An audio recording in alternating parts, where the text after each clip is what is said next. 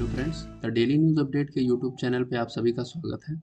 The daily news update के आज के सेशन में हम लोग वर्ल्ड एलिफेंट डे, उसके सिग्निफिकेंस, प्रोजेक्ट एलिफेंट और हाथी संरक्षण के लिए सरकार द्वारा चलाए जा रहे विभिन्न प्रयासों पर चर्चा करेंगे। तो आइए शुरू करते हैं। हाल ही में विश्व हाथी दिवस, जो कि 12 अगस्त को मनाया गया, के अवसर पर केंद्रीय पर्यावरण, वन और जलवायु परिवर्तन मंत्री ने हाथी संरक्षण कार्यक्रम के अंतर्गत हुए विभिन्न पहलों और उपलब्धियों पर प्रकाश डाला। वर्ल्ड एलिफेंट डे या विश्व हाथी दिवस की अगर हम बात करें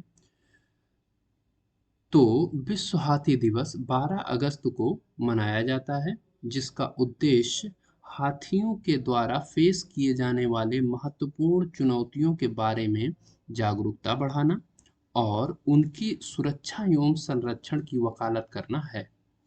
यह महत्वपूर्ण दिन हाथियों के निवास स्थान के नुकसान, हाथी दांत के अवैध शिकार, ह्यूमन एलिफेंट कॉन्फ्लिक्ट और संरक्षण प्रयासों की अनिवार्यता सहित हाथियों के सामने आने वाली अन्य समस्याओं पर जोर देने के लिए एक प्लेटफॉर्म प्रोवाइड करता है। इस वर्ष वर्ल्ड एलिफेंट डे की theme ending the illegal wild life trade है, जिसका तात्पर्य है अवैध वन्यजीव व्यापार को समाप्त करना। आप सभी जानते हैं कि हर साल हजारों हाथियों को उनके दांत के लिए मार दिया जाता है और बाद में उनके दांतों को अवैध बाजारों में बेच दिया जाता है। तो इस वर्ष की थीम हाथी दांत के इसी अवैध व्यापार को रोकने तथा लोगों में जागरूकता फैलाने का प्रयास करेगी। अगर हम वर्ल्ड एलिफेंट डे के ऐतिहासिक परिप्रेक्ष्य की बात करें तो विश्व हाथी दिवस अभियान वर्ष 2012 में अफ्रीकी और एशियाई हाथियों द्वारा फेस किए जा रहे प्रॉब्लम्स के बारे में जागरूकता लाने के लिए किया गया था।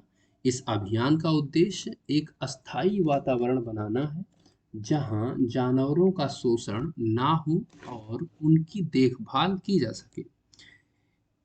इस दिवस को पहली बार कैनेडियन फिल्म निर्माता माइकल क्लार्क और पैट्रिशिया सिम्स ने मनाया था और इसी वर्ष 2012 में पैट्रिशिया सिम्स ने हाथियों के संरक्षण को बढ़ावा देने के उद्देश्य से वर्ल्ड एलिफेंट सोसाइटी नामक एक संगठन का भी निर्माण किया था। प्रोजेक्ट एलिफेंट की अगर हम बात करें तो प्रोजेक्ट एलिफेंट की शुरुआत वर्ष 1992 में सेंट्रल गवर्नमेंट द्वारा की गई थी।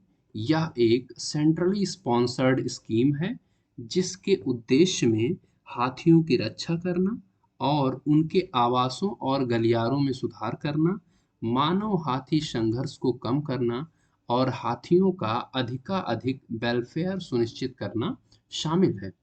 अब तक भारत में कुल 33 एलिफेंट रिजर्व और 101 एलिफेंट कॉरिडोर्स क्रमशः अधिसूचित और पहचाने गए हैं। कहने का मतलब अब तक 33 एलिफेंट रिजर्व नोटिफाइड किए गए हैं और 101 एलिफेंट कॉरिडोर क्या किए गए हैं, आइडेंटिफाई किए गए हैं पूरे भारत में।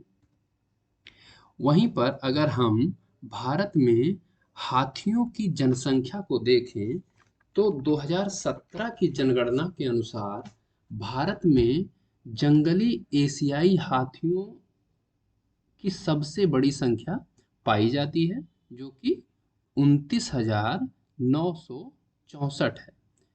यह इस प्रजाति की वैश्विक आबादी का लगभग 60% है। कहने का मतलब ये जो 29,964 हाथियों की जनसंख्या भारत में पाई जाती है वो ग्लोबल एशियाई एलिफेंट्स की जो पॉपुलेशन है उसका लगभग 60% है। अगर हम हाथियों के स्टेट वाइज डिस्ट्रीब्यूशन को देखें तो सबसे ज़्यादा हाथियों की संख्या कर्नाटका में पाई जाती है, जिसके बाद क्रमशः असम और केरल का स्थान आता है।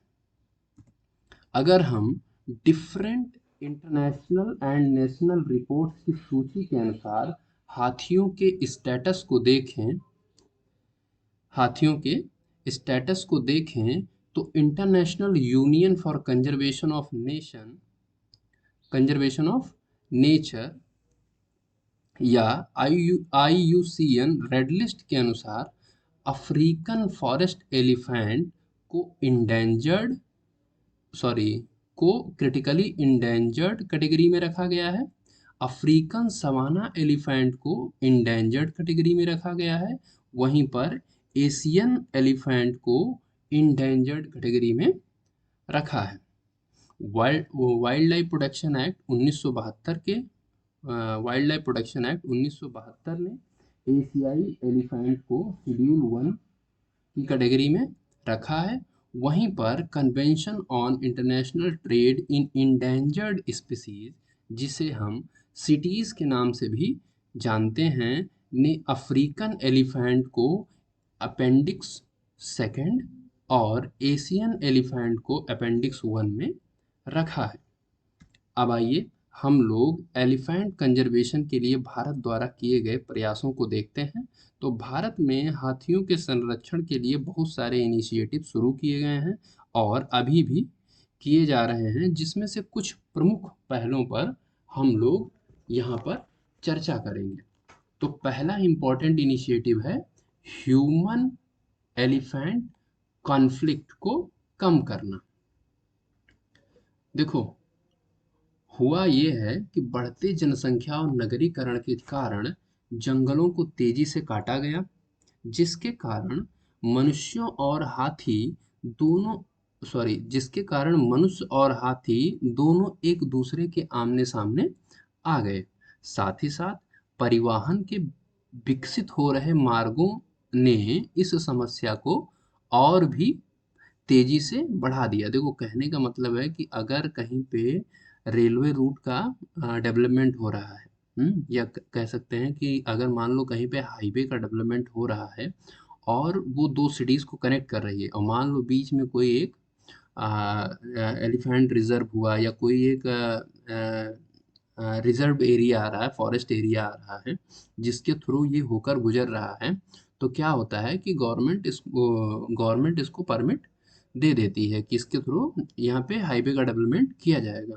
इससे होता क्या है कि जो वहाँ पर जीव जंतु पाए जाते हैं, वो इधर से उधर, मतलब हाईवे है या रेलवे रूट है, तो उसको क्रॉस करते हैं। तो होता क्या है कि जब गाड़ियाँ उस पे पास होती हैं, तो वो इन गाड़ियों की चपेट में आ जाते हैं, जिनकी वजह से इनकी डेथ हो जाती है। तो कहने का मतलब इन डेवलपमेंटल प्रोजेक्ट्स की वजह से भी हाथी और मनुष्य जो हैं, इनका जो क्या कहते हैं, ये एक दूसरे के आमने सामने आ गए, जिसके परिणाम स्वरूप ह्यूमन एलिफेंट कॉन्फ्लिक्ट बहुत तेजी से बढ़ा।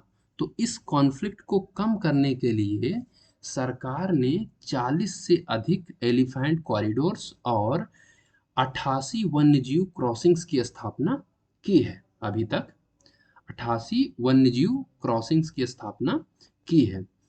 दूसरे इनिशिएटिव की अगर हम बात करें, तो दूसरा इनिशिएटिव है प्रोजेक्ट एलिफेंट। जैसा कि आप लोग को अभी हमने बताया कि इस प्रोजेक्ट को वर्ष 1992 में लॉन्च किया गया था, जिसमें उस समय पूरे भारत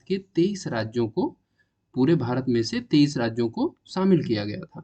इस परियोजना के परिणाम स्वरूप हाथियों की स्थिति में सुधार हुआ और इनकी जनसंख्या में वृद्धि देखने को मिली। हाथियों की जनसंख्या जो वर्ष 1992 में 25,000 के आसपास थी, बढ़कर वर्ष 2021 में 30,000 के आसपास हो गई। तीसरा इनिशिएटिव है एस्टेब्लिशमेंट ऑफ एलिफेंट रिजर्व। इसके तहत अब तक 33 एलिफेंट रिजर्व्स की स्थापना की गई है, जो लगभग 80,777 वर्ग किलोमीटर क्षेत्र को कवर करते हैं। चौथा इनिशिएटिव है कम्युनिटी पार्टिसिपेशन एंड एम्पावरमेंट। इसके लिए सरकार ने गज यात्रा कार्यक्रम और गज शिल्पी पहल चलाया और अधिक से अधिक लोगों को शामिल किया। पांचवा इनिशिएटिव है रिकग्निशन ऑफ एक्सप्लेनरी एफर्ट। कहने का मतलब लोगों के अनुकरणीय प्रयासों को मान्यता देना।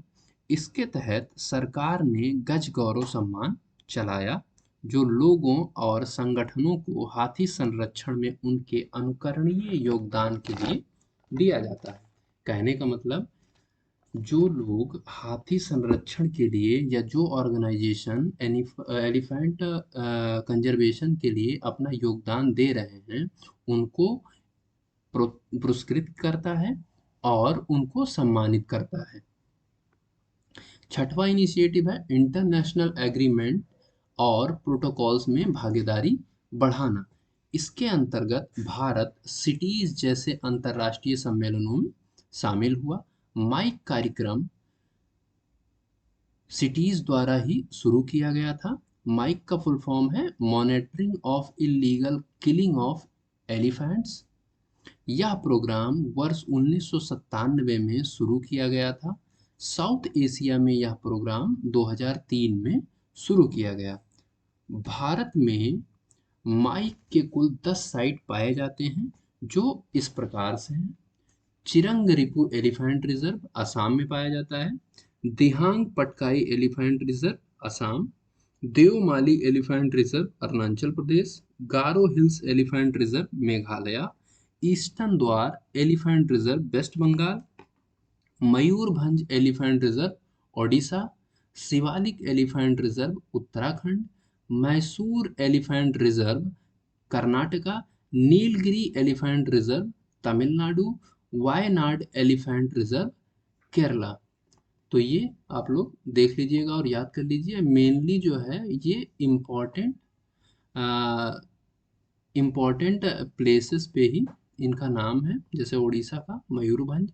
शिवालिक जो है उत्तराखंड में पाया जाता है। मैसूर कर्नाटका में। नीलगिरी एलिफेंट रिजर्व तमिलनाडु में। द डेली न्यूज़ अपडेट के आज के सेशन में इतना ही। धन्यवाद।